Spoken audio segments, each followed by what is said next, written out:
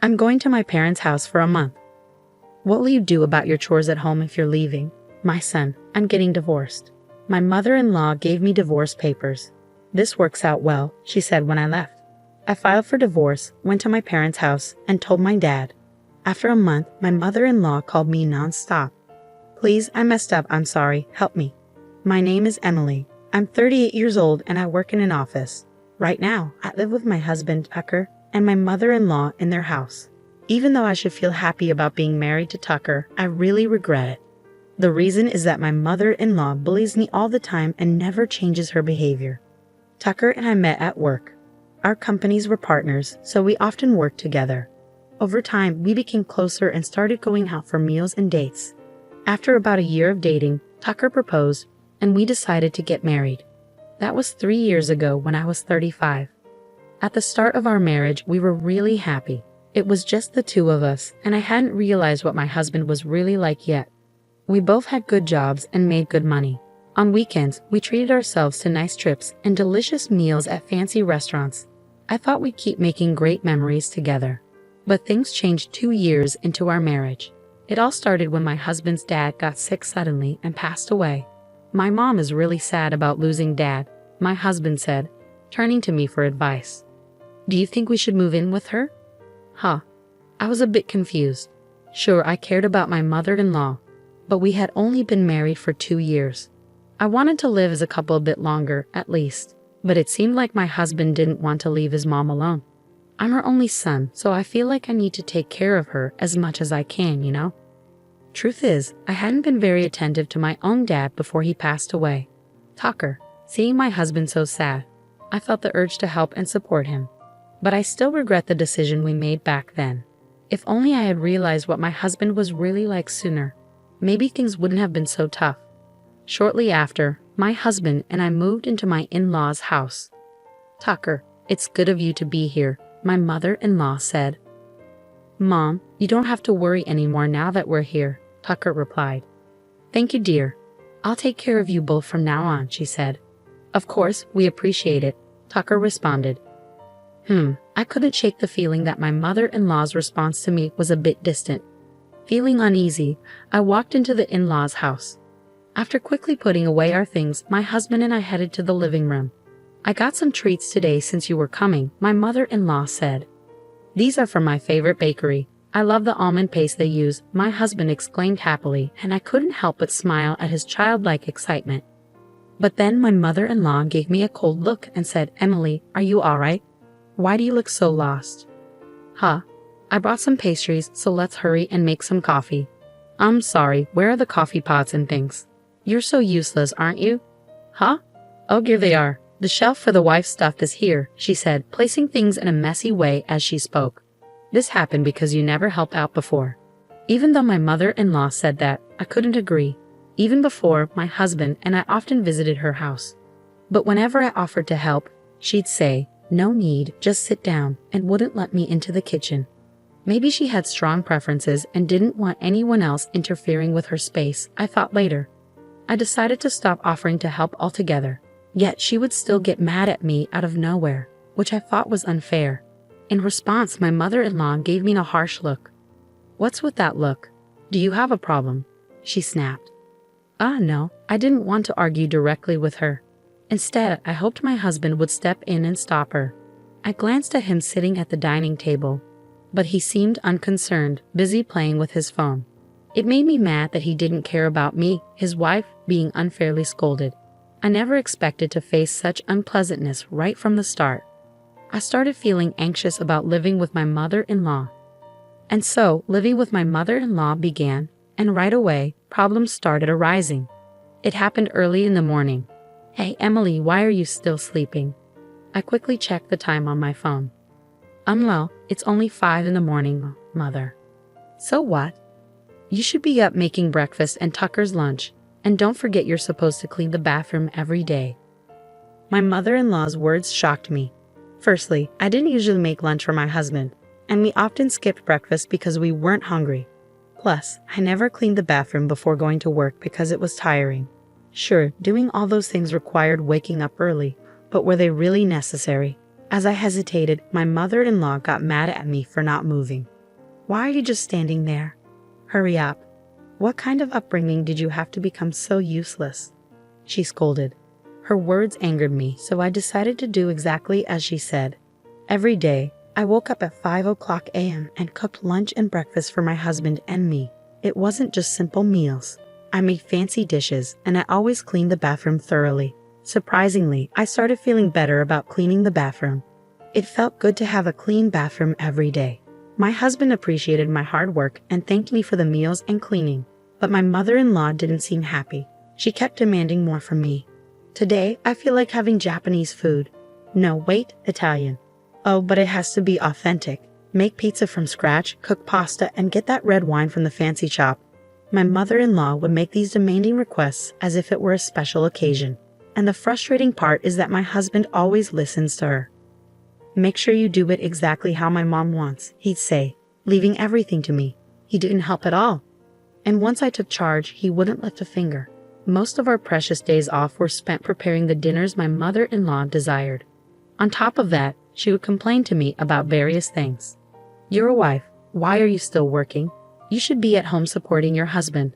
Plus, you're getting older, and the time to have children is running out. Do you realize you're almost worthless?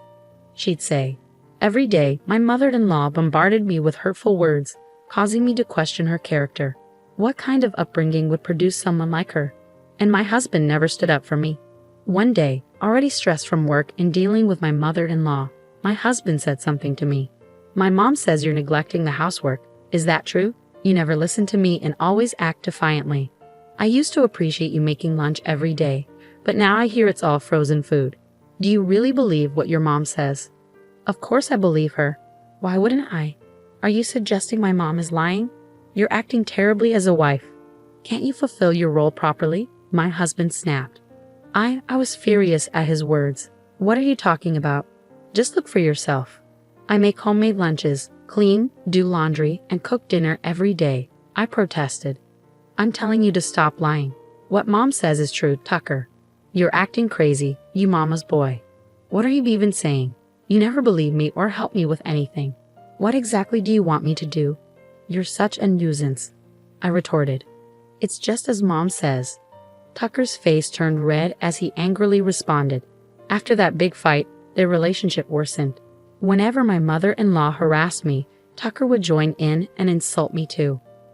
Hey, is dinner ready? I just got home. Hurry up, my husband demanded. You're so slow and useless, my mother-in-law chimed in.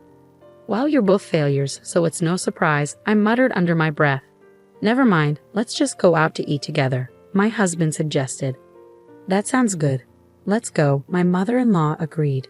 They left me behind and went out to eat together, completely excluding me from the family. Every day, I endured insults and belittlement from both of them. Did I really need to put up with this marriage? That's when an unexpected opportunity came my way, and I thought, with this, I don't need to stay with my husband and mother-in-law anymore. Amidst all the turmoil, my husband and mother-in-law kept harassing me as usual.